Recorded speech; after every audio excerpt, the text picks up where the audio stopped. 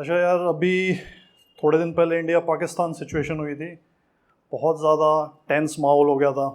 और इस सिचुएशन में भी अपने एयरफोर्स ने तो अपनी कैपेबिलिटीज़ का छोटा सा डेमो दे दिया।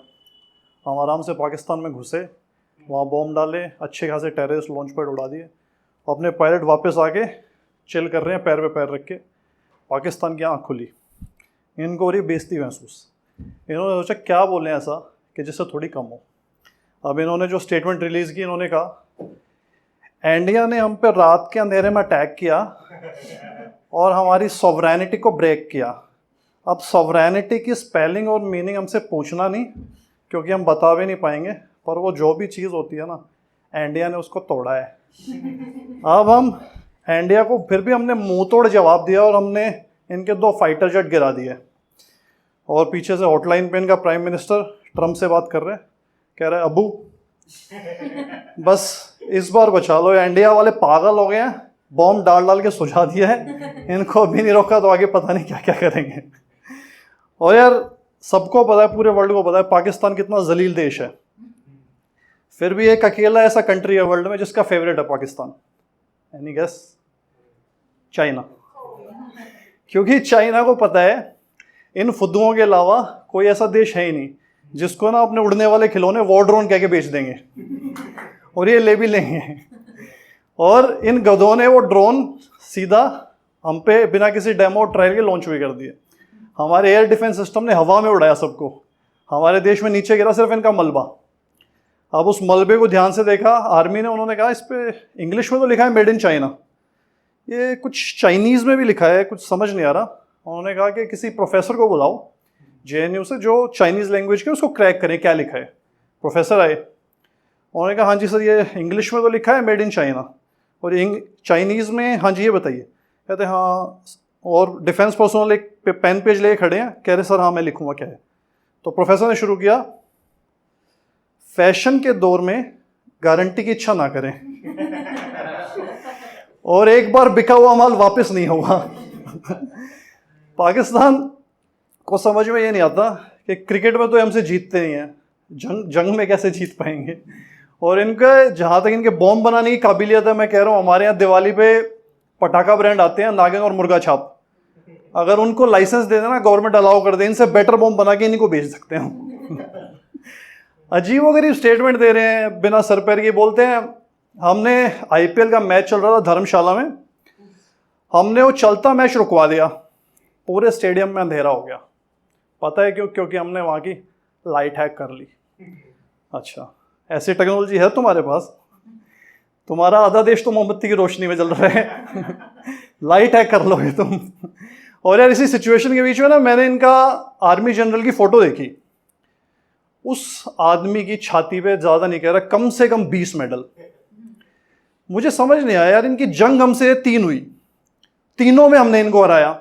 65 में इनको धोया, 71 में और भयंकर पेला, 99 में धोखे से कारगिल में घुसे थे, वहां पे भी दौड़ा दौड़ा के भगाया इनको। तो भाई ये एक चीज तो क्लियर होगी, ये मेडल बहादुरी के तो नहीं हो सकते।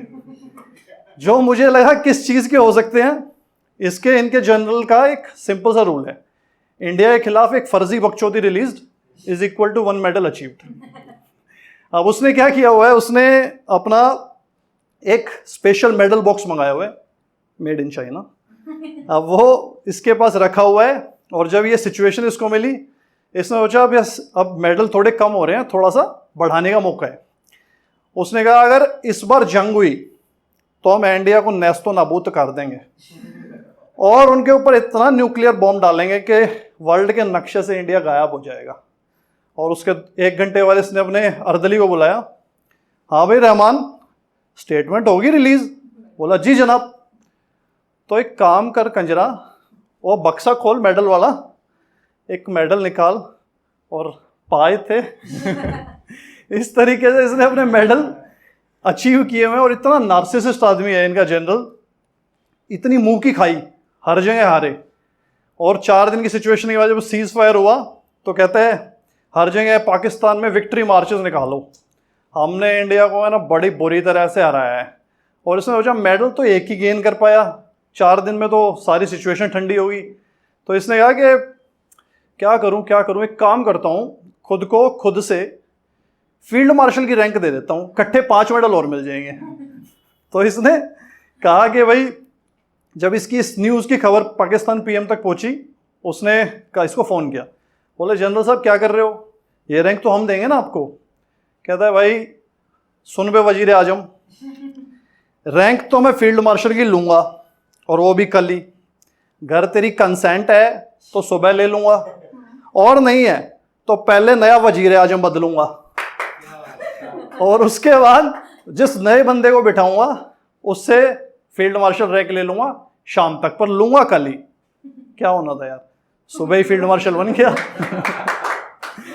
और इनका क्या है ना, जब भी मेडल इस तरीके से इनका जनरल रिसीव करता है, हमारे देश की तरह तो है नहीं कि प्रेसिडेंट छाती पे मेडल लगाएगा ब्रेवरी का, ये सारे ब्रेवरी मेडल अपने अर्दली से ही लगवाते हैं। और एक चीज़ और है कि यार क्रिकेट में तो ये हमसे जीत नहीं पाते।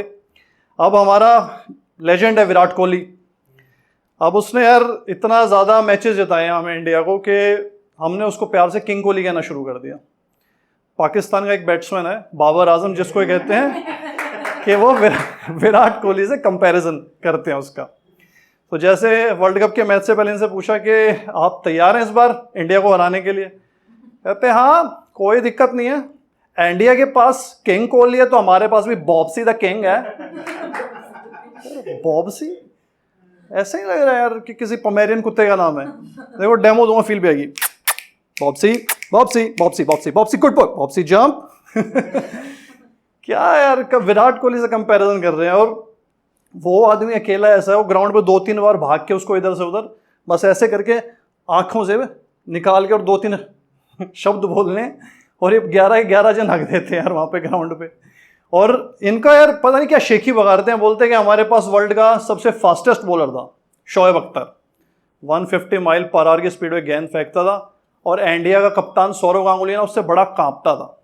अच्छा, हमारा दादा कांपता था तुमसे भाई। उस आदमी ने इंग्लैंड के लॉर्ड स्टेडियम में बालकनी में टी शर्ट उतार के अर्धनग्न प्रदर्शन कर दिया था भाई, और ये कह रहे हैं दादा डरता था। और एक्चुअली यार पाकिस्तान को जवाब दिया इन्होंने, अपना एक 11वें नंबर का बैट्समैन आता था लक्ष्मीपति बालाजी, वो शोएब अख्तर को छक्के मार मार के बैट तोड़ता था। अब उसको पाकिस्तान से पूछा भी शोएब अख्तर से कि वो is the toughest batsman you ever face, कहता है, उन्होंने कहा भी सचिन तेंदुलकर, वीवीएस लक्ष्मण, कहता नहीं लक्ष्मीपति बालाजी। अब यार लेवल देख रहे हो, हमारे 11वें नंबर पे आने वाला बॉलर इनके फास्टेस्ट बॉलर के लिए सबसे टफेस्ट बैट्समैन रहा है। और यार इनको एक्चुअली हमारे आईपीएल और से भी बहुत ज़्यादा जेलसी है। इन्होंने कहा कि भाई हर जगह कंपैरिजन करते हैं, इन्होंने कहा कि this year PSL will beat IPL in popularity. मैंने पढ़ी वो स्टेटमेंट, अब मेरे को लगा कि कुछ देखता हूँ, मैंने देखा पीएसएल का पूरे सीजन का बजट है 10 करोड़ रुपए, हमारा ऋषभ पंत अकेला 27 करोड़ ले जा रहे हैं। और ये आईपीएल में जिन पूरी फ्रेंचाइजी जिन प्लेयर्स को नहीं खरीदते, इंटरनेशनल प्लेयर्स को, वो सारे पीएसएल में जाके खेलते हैं, यानी यहाँ से सारा रिजेक्टेड माल वहाँ पे होता है। और सबसे खतरनाक मैंने देखा कि इनका आईपीएल में प्राइज मनी में मिलता है 1 लाख रुपए प्लस इंडिविजुअल ट्रॉफी प्लेयर को। पीएसएल में प्राइज मनी में क्या दे रहे हैं, जो एक प्लेयर को दिया जूसर मिक्सर, एक मैच के बाद एक प्लेयर को दिया कटलरी सेट चाइनीज।